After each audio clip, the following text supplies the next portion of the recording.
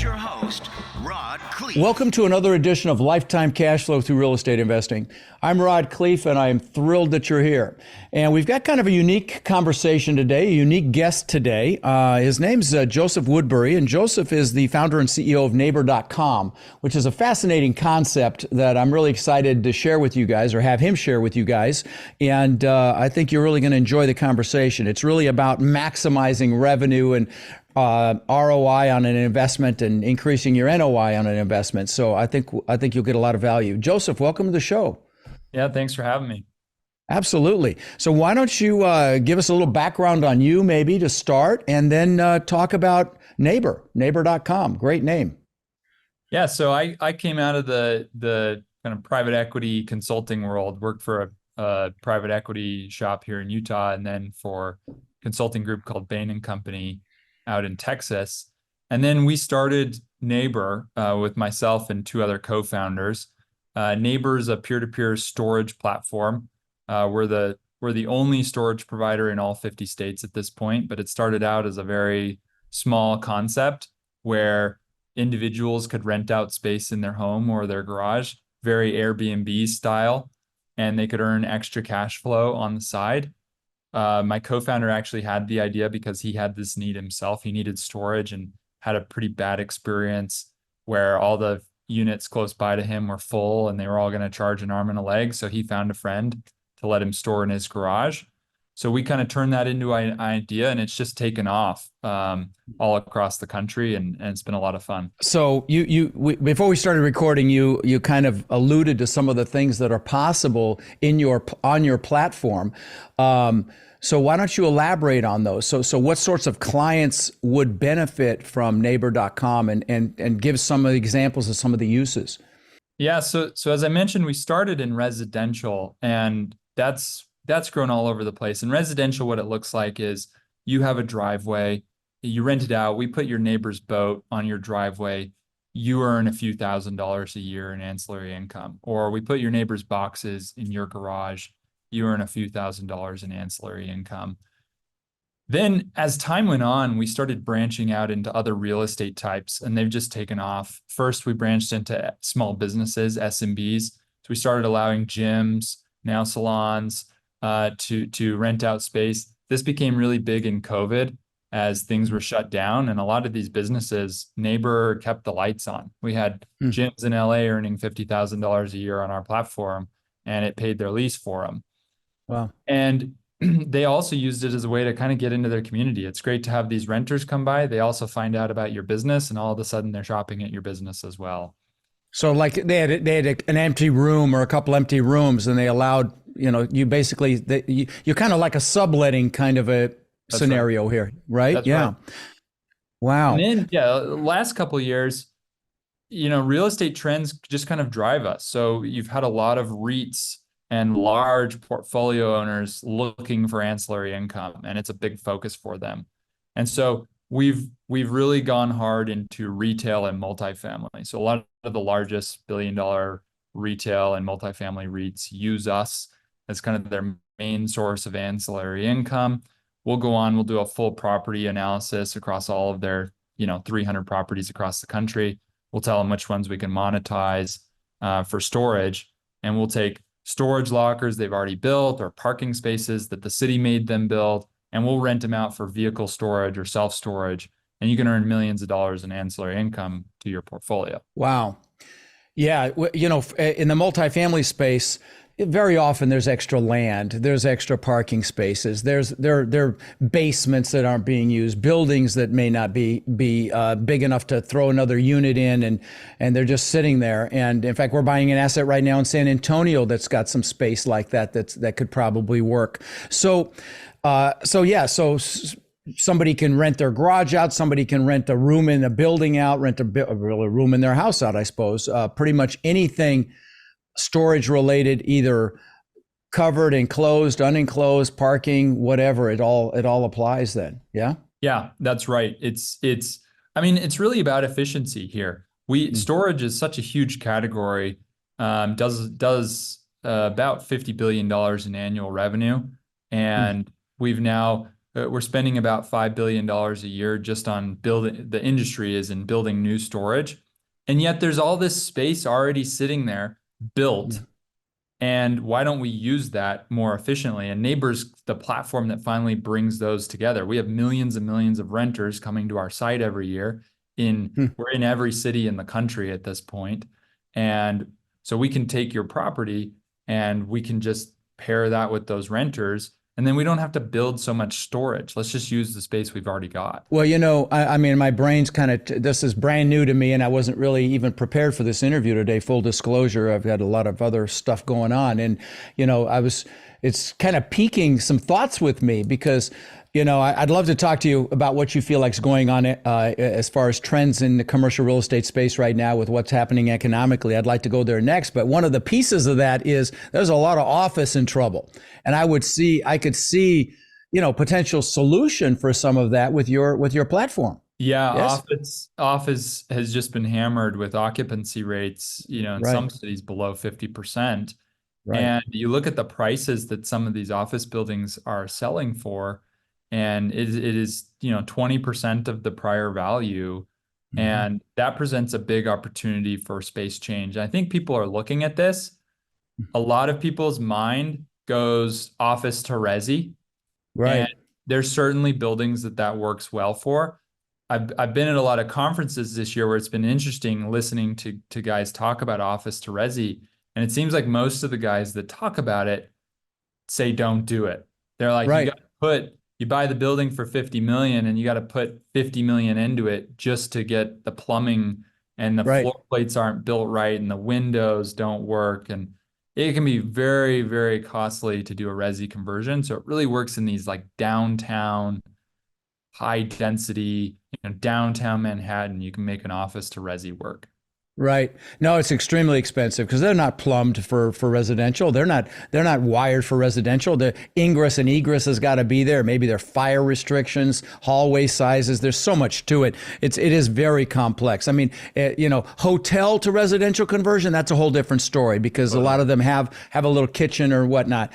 But yeah, office is very difficult. Are you seeing any operators utilize low cost office purchases to start, I've seen office to storage conversions, complete storage facilities created out of office. Yep. But have you seen anybody use your platform yet for, utilizing some of the space for storage? We have. In fact, we've got a number of different groups that they basically focus on finding office or other properties. They convert it to storage, and then Neighbors kind of their front end. So we do all of the customer management, customer acquisition. We basically run the place for them, and they just get to go make the IRR off the property.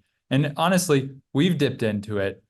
We've Neighbors actually got a little fund on the side where we work with investors. We use our data because now we have all this perfect data where we can layer a heat map on where all the renters are coming from in a city. We just go zero in on that location, and we go find a distressed office property in that location, and we buy it, we convert it to storage, we list it on the platform, we get it to 90% occupancy very quickly, and Wow. there's a great arbitrage opportunity there. Oh yeah, for sure. Wow, that's exciting for you guys.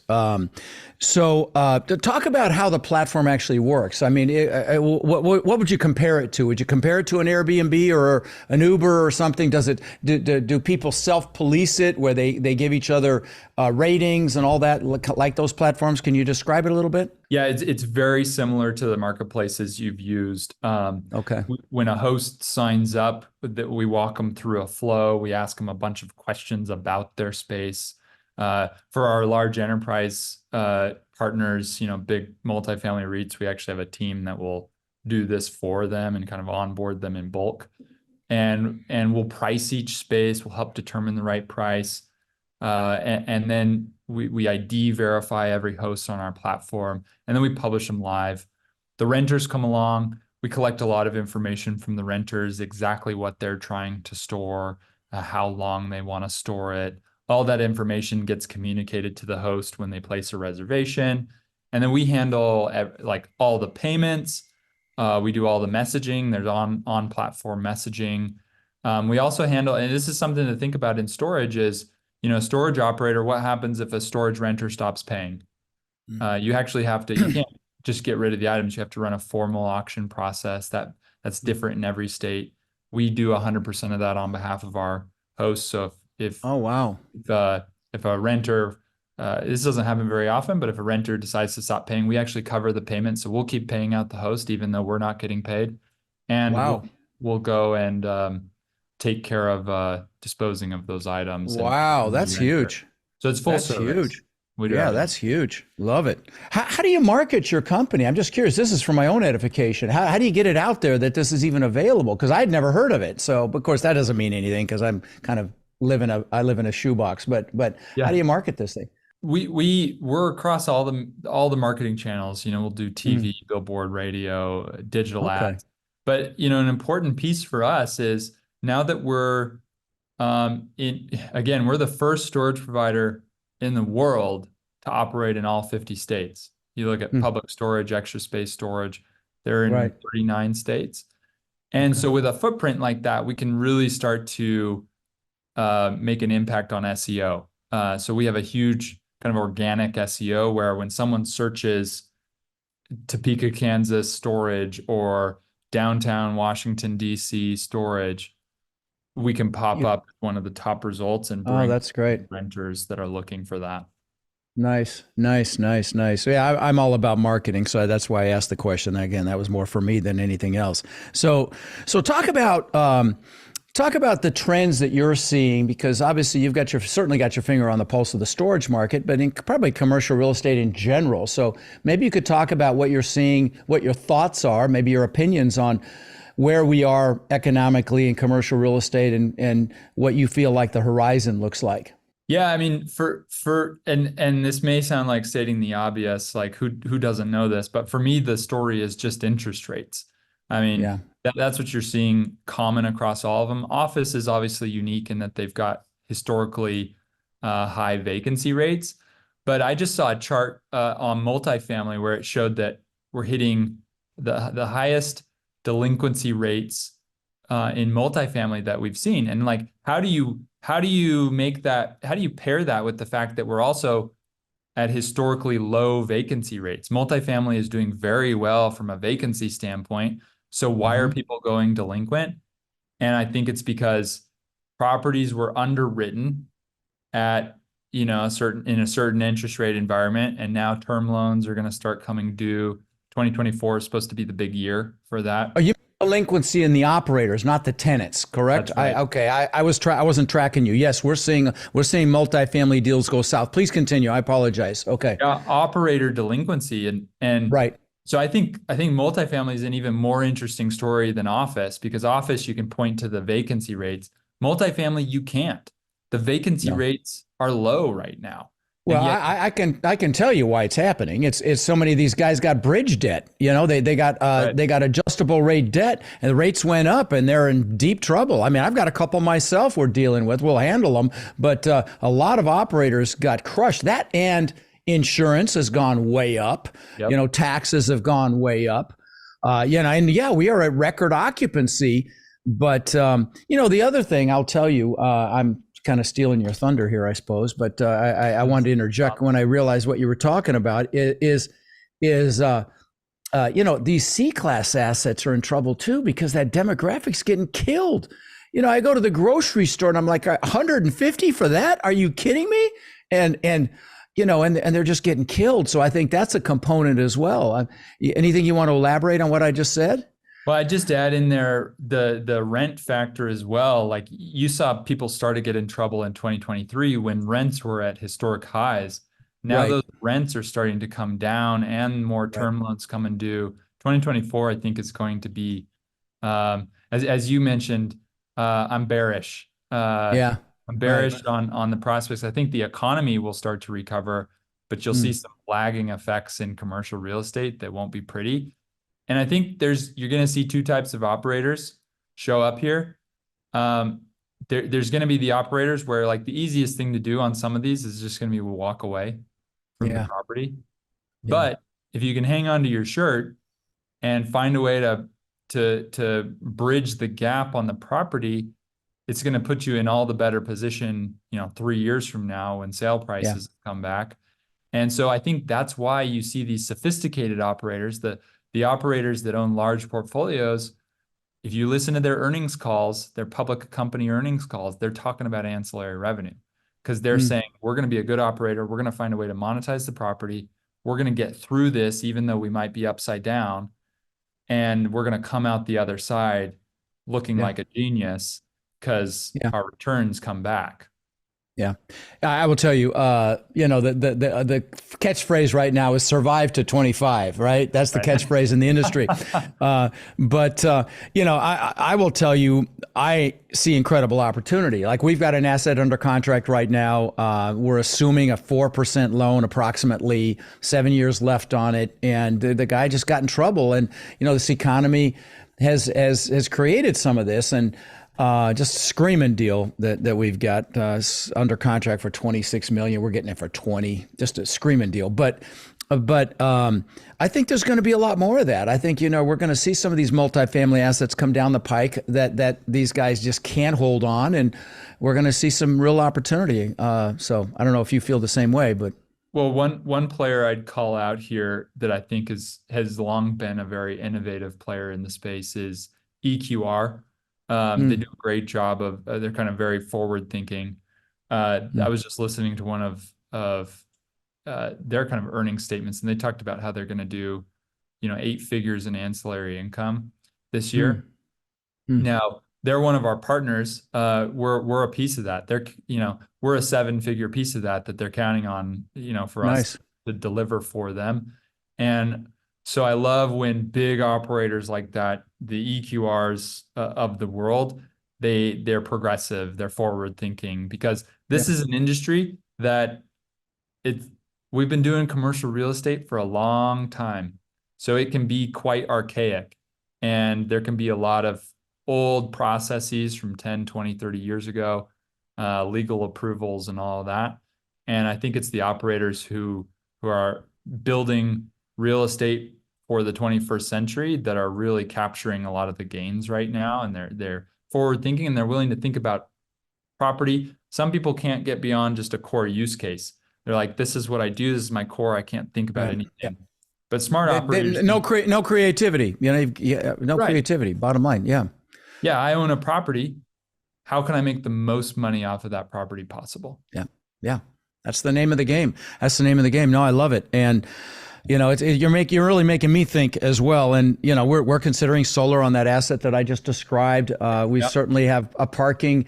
We have potential parking for ancillary. We're definitely going to do ancillary income on the parking. We're going to number the spaces and so on and so forth. But if they don't get taken, it could be an opportunity there with neighbor.com for sure. So really what we're talking about here is full property monetization. Yes. It's like looking at every possible ancillary possibility for additional revenue. Yeah, you mentioned solar, which is exciting, especially for people that have a large roof plate. Warehouse is doing a lot of solar right now. Vehicle chargers, I think, are a popular option. I mean, electric vehicles are just becoming more popular, and unlike the gas station infrastructure, charging is not built out for that. It's a world where there's lots of cars and no gas stations. And so I think a lot of properties are finding they can make ancillary income by having vehicle charging stations on their property. Although I will throw this in. I don't know if you saw the news. There's a lot of people pissed with the cold because their vehicles aren't charging. I don't know if you saw that. There's been a lot of scuttlebutt about that. Anyway, sorry to interrupt. Please continue. What other thoughts do you have for monetization, full monetization? No. I think that just highlights the state of the industry. Is there's a lot we're still learning about electric vehicles and the upsides and the downsides to moving that direction. And then of course, we work with a lot of people to do storage monetization, which I think often feels very adjacent. It's easy to understand. It's very similar to kind of the core operations of the property. Sometimes these ancillary, ghost kitchens is another one where People will have a parking garage adjacent and they'll put a ghost kitchen in it. And you can make a lot of money doing that, but it's also I'm sorry. I'm sorry. I'm a neophyte. I have no idea what you're talking about. so ghost kitchens are these things that Uber Eats and DoorDash are using where you you have a Chipotle that's just meant to service DoorDash orders. Delivery. Oh, interesting. Oh, Delivery. interesting. And they set up Okay. these ghost Okay. kitchens. They don't need to go traditional retail space. They can do it much Gotcha. cheaper. And so you're seeing a lot of people entertain ghost kitchens in extra spaces that they have because they can make basically a lease payment off of that. But it's really hard to understand, right? Like if I'm Right. an operator and I'm trying to understand putting a ghost kitchen adjacent to my space, that doesn't, it's difficult. Yeah. So if you can get your head around it, you can make a lot of money. But that's what I love about what we do is it just slips in. There's no build out, there's no construction, there's no property. Let me ask you a question about like let's say you've got a multifamily property and you offer additional parking space. I could Yeah. see the issue with the unsightly potential of what gets parked there. Do you have that come up, and how do you have an answer for that scenario? So every single multifamily partner or retail partner, we'll walk through them a list of all the things that could be stored there. And then I they see. get to like check off what they want, what they're comfortable being stored there. Gotcha. And we will filter the renters and we will only store what you want to be stored there. Now we have some Gotcha. properties where they're like, I just want to earn as much money as possible. I don't care if it's a boat. I don't care if it's a camper trailer. I don't care if it's a classic car or a vehicle or a motorcycle. Store it. We have others that are like in downtown. They have height restrictions and they're like, most of this parking is for my tenants. It's vehicles, so I only want vehicles stored there, and they'll blend in. It'll almost look like a tenant is there, and Got we it. can Got it. do whatever. Okay. No, that makes good sense. Well, listen, this is fascinating, buddy, and I really think there's a real opportunity for operators in any asset class, frankly, to consider utilizing your services to create more income and really just causing you to think outside the box. What else could we do to bring more revenue in? We did this. I talk about this. We had an asset in San Antonio where we just numbered the parking spaces and offered a parking space to the tenants in front of their unit. And we had 100 of them take it. It was an $800,000 instant increase in value because it went right to the bottom line. So this is right along those same lines. Well, listen, Joseph, I really appreciate you coming on the show, my friend. It's a very, very interesting topic, and good luck with your incredible idea here. Thanks for having me on. Absolutely. So one other quick thing. We encounter so many people that are frankly frustrated. They're looking in the mirror and they're frustrated that they haven't been able to escape the rat race. They haven't been able to build cash flow to the point where they're able to have financial and time freedom with their families. And maybe they see other people buying real estate and creating, incredible cash flow, and they think, well, it's just scary. Buying apartments is intimidating. And I get it. See, that's why we created our Warrior Mentorship Program. They're our coaching students, and they've had extraordinary results. My students, I've been teaching about 5 years, and they own upwards of 140,000 units now that we know of, right? And we feel like it's just getting going. Now, we're looking to grow this group and really take it to the next level. And honestly believe that the greatest transfer of wealth could be upon us right now with this current economic environment. Everything's going on sale. So we're looking for people who want to follow a proven framework, really like a blueprint or a map, literally step by step. And then they're able to leverage our systems and our incredible network to raise money and equity, to find deals and close those deals and build partnerships, really nationwide. So if you're interested in finding out more about how you can become more in our incredible network and take advantage of the unbelievable opportunities that are upon us, you can apply to my Warrior Mentorship Program by texting the word CRUSH to 72345, or you can go to mentorwithrod.com. And what we'll do is we'll set up a call so you can check us out and we can check you out and see if it's a fit. Now, again, you can go to mentorwithrod.com or text the word CRUSH to 72345 to apply, and we will speak soon.